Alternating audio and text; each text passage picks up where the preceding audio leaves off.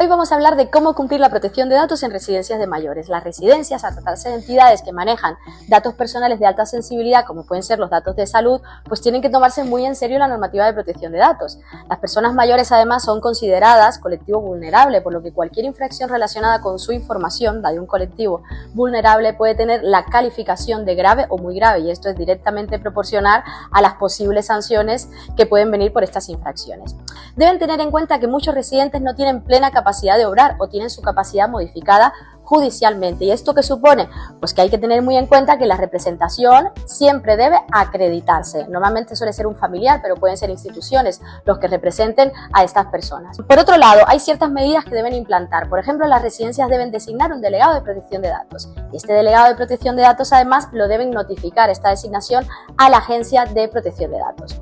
Las residencias deben confeccionar un buen contrato, que es el que firma el residente en el momento que accede al centro, y este contrato debe ser revisado por el delegado de protección de datos. Debe contener una cláusula sólida y garantista de protección de datos que informe al residente sobre el manejo de su información, la legitimación, cuáles son sus derechos para reclamar y demás.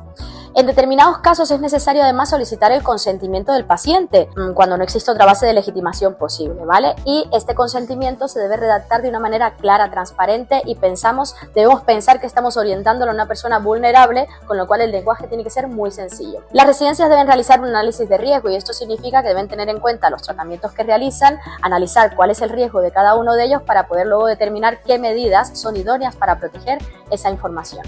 Luego, las residencias normalmente trabajan con terceros a quienes encargan ciertos servicios, por ejemplo, gestorías, empresas de mantenimiento informática.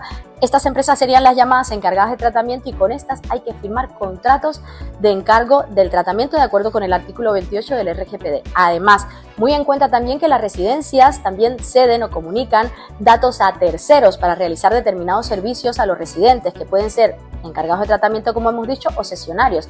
Ese es el caso, por ejemplo, de las farmacias, cuando se le encarga a una farmacia externa la dispensación o el servicio de SPD. Esta relación debe venir documentada, y es muy importante que estos consentimientos estén revisados por el delegado de protección de datos. Por último, y no digo que estas sean todas las medidas, pero son las más importantes, se debe tener en cuenta que las residencias tienen personal, que los trabajadores son un riesgo importante. Deben firmar todos una cláusula de confidencialidad también sólida. Y estas son, en definitiva, las principales, que no todas, obligaciones que puede tener una residencia en materia de protección de datos. Si necesitas asesoramiento en protección de datos o en cualquier otra materia jurídica, cuenta con nosotros.